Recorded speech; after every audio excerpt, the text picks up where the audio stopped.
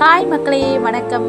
இன்றைக்கி நம்ம என்ன வீடியோ பார்க்க போகிறோம் அப்படின்னா, நாட்டுக்கோழி சூப்பு அண்ட் மிளகு வறுவல் தான் பார்க்க போகிறோம். இந்த கோழி வந்து பார்த்திங்க அப்படின்னா, நம்ம ஊர்லேருந்து அம்மா வீட்டிலேருந்து பிடிச்சிட்டு வந்தது தான். இங்கே சென்னையில் கடையில் கொடுத்து நல்லா மஞ்சத்தூள் தடவி வாட்டி க்ளீன் பண்ணி வாங்கியாச்சு. அவங்க வந்து நல்லா பண்ணி கொடுத்துருந்தாங்க.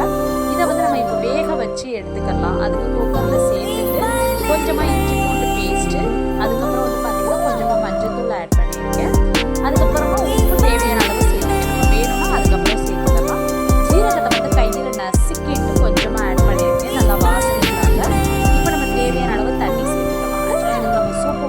அப்படிங்கிறதுனால கொஞ்சம் அதிகமாகவே நான் தண்ணி சேர்த்துருக்கேன்.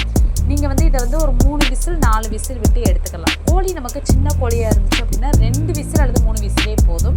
இல்லை கோழி பெரிய கோழியாக இருந்தது அப்படின்னா ஒரு 5 விசில் வச்சு எடுத்துக்கோங்க.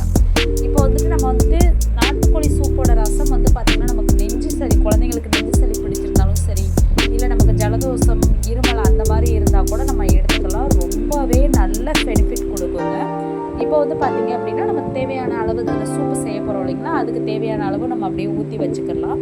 இதில் நான் கொஞ்சமாக வந்துட்டு கறியும் சேர்த்துருக்கேன். இது நம்ம வீட்டில் சேர்த்த கோழி அப்படிங்கிறதுனால அந்த காலுமே ஆட் பண்ணியிருக்கேன்.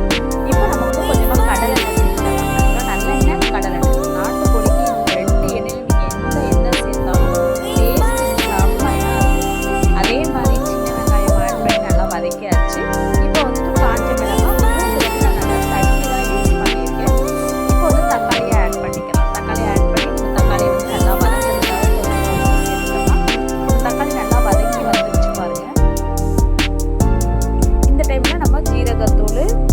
மிளகாத்தூள் அண்ட் மல்லித்தூள், கரம் மசாலா, இது 4மே கொஞ்சம் கொஞ்சம் தேவையான அளவு சேர்த்துருக்கேன். நல்லா வதங்கி வந்துருச்சு பாருங்கள். அந்த எண்ணெயெல்லாம் நமக்கு நல்லா தெரிஞ்சிருக்கு.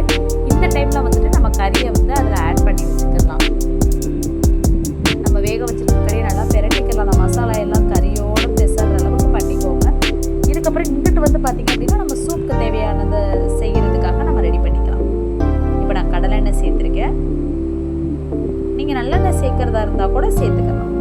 இப்போ நம்ம கடுகும் ஜீரகமும் சேர்த்தாச்சு. சின்ன வெங்காயம் ஆட் பண்ணியாச்சு. நல்லா வதக்கணும். இப்போ பச்சை மிளகாய் தக்காளி ஆட் பண்ணிக்கலாம்.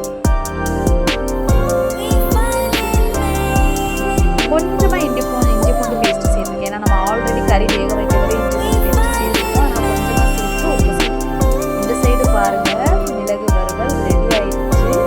எவ்வளோ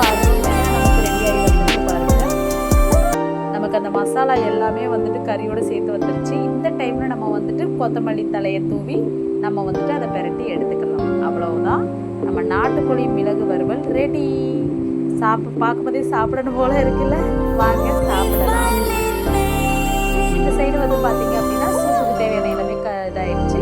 இதுக்கப்புறம் வந்து பார்த்தீங்கன்னா ஜீரகத்தூள், மல்லி, மிளகாத்தூள், இது 2 தான். ஜீரகத்தூள், மிளகாத்தூள், இது 2 தான் சேர்த்துருக்கேன். வேறு எதுவுமே ஆட் பண்ணல. இப்போ வந்து தண்ணி ஆட் பண்ணிக்கலாம். நான் எக்ஸ்ட்ராவே கொஞ்சம் தண்ணியும் ஆட் பண்ணியிருக்கேன். நீங்கள் உங்கள் ஃபேமிலி மெம்பர்ஸ்க்கு ஏற்ற மாதிரி தண்ணி ஆட் பண்ணிக்கலாம். இப்போ பாருங்கள் நல்லா பொரிச்சு வந்துருச்சு. எண்ணெயுமே வந்து பாருங்கள் சைட்லலாம் நல்லா பிரிஞ்சு வந்திருக்கு.